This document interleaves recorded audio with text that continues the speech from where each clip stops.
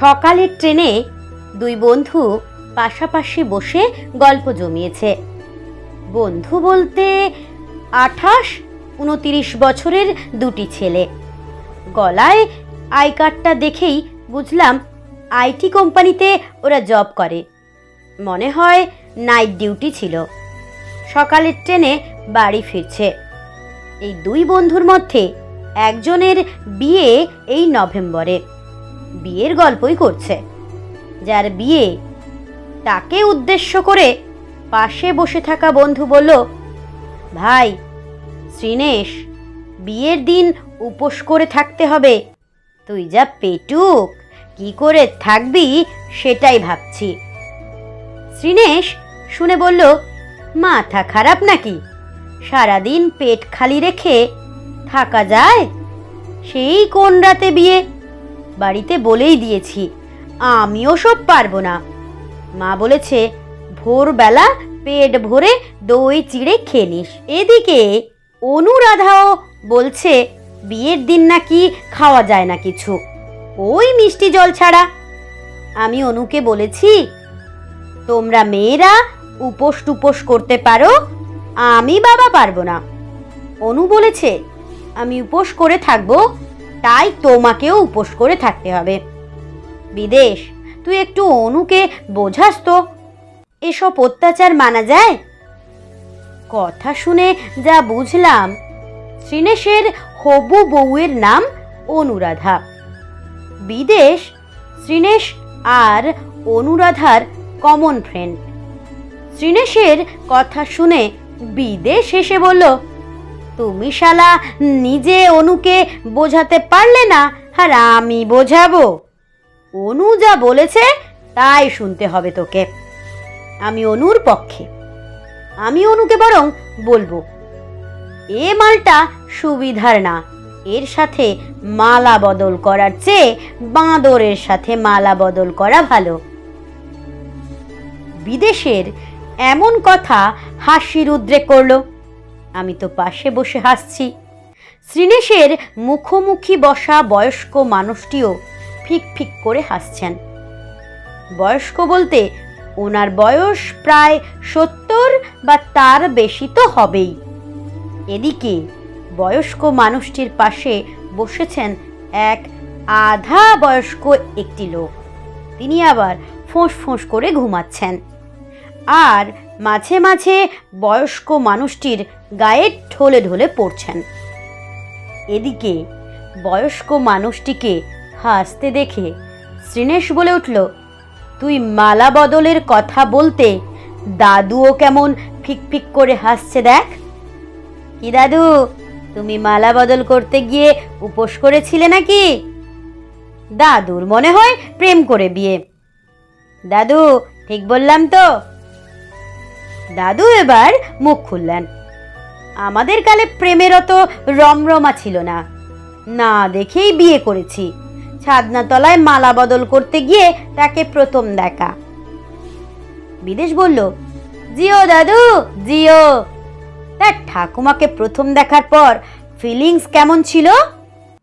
মুখ থেকে পান পাতা সরিয়ে ঠাকুমা হেসেছিল তো। এমন কথা শুনে দাদুর মুখে লজ্জাসুলভ সে কি হাসি। এই বয়সে এসে দাদু আরও একবার রোমান্টিক হয়ে উঠল। নাতির বয়সী শ্রীনেশ আর বিদেশ ট্রেনের কামরায় দাদুর মালা বদলের গল্প জমিয়ে তুলল একেবারে। এদিকে দাদুর পাশে বসে কুম্ভকর্ণের ভাই, মানে যিনি ঘুমোচ্ছিলেন, তিনি তখন চোখ খুলে তড়াং করে লাফিয়ে উঠে বললেন, এটা সাঁতরাগাছি ঢুকছে তাই না? কেউ একজন হ্যাঁ বলতেই পড়িমড়ি করে দৌড়লেন গেটে। এদিকে দাদু তখন বিয়ের গল্পে বিভোর। দাদুর বিয়েতে দাদুর শালীরা দাদুকে বাসর ঘরে তো ঢুকতেই দেয়নি। দাদু সে গল্পই করছিল। 500 টাকার দাবি করেছিল।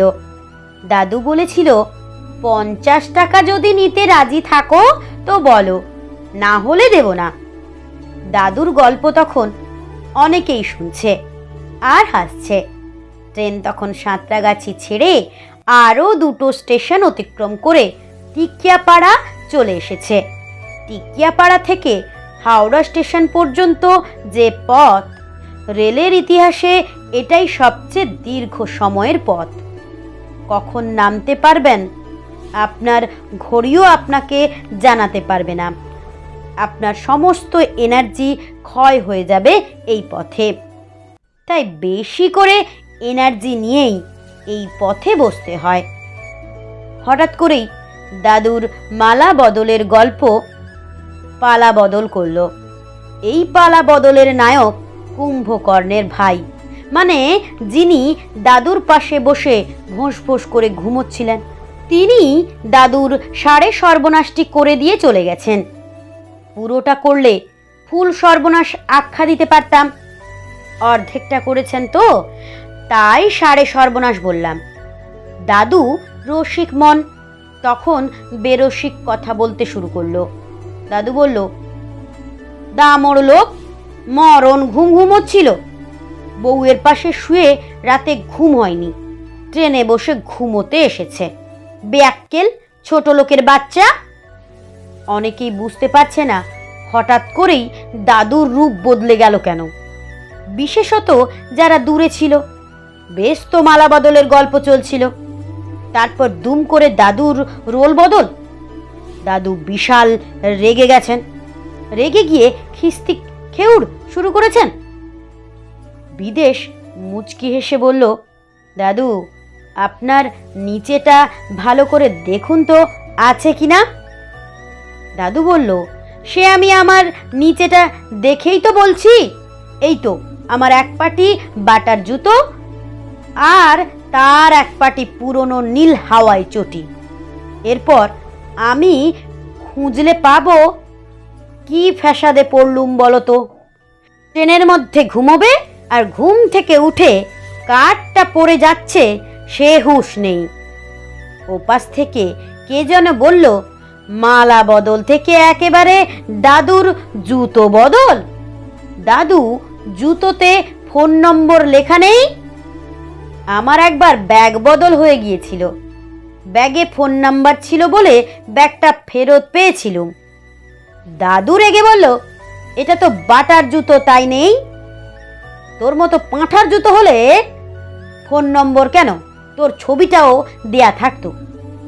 জুতো বদলে গেলেও জুতোটাও ফিরে পেয়ে যাবি। পৃথিবীর দীর্ঘ সময়ের রেলপথ টিকিয়াপাড়া থেকে হাওড়া আজই মাত্র 10 মিনিটে পৌঁছে দিল সাউথ ইস্টার্ন রেল। মালা বদল থেকে জুতো বদলের গল্প আরও একটু হলেও হতে পারত, হতে দিল কোথায়। যথাসময়ে ট্রেন স্টেশনে পৌঁছেছে বলে আমিও রেলকে গালি দিলাম, কারণ সাউথ ইস্টার্ন রেল আজ নিজের রোল বদল করেছে। কি হতো আরও একটু লেট করে ঢুকলে।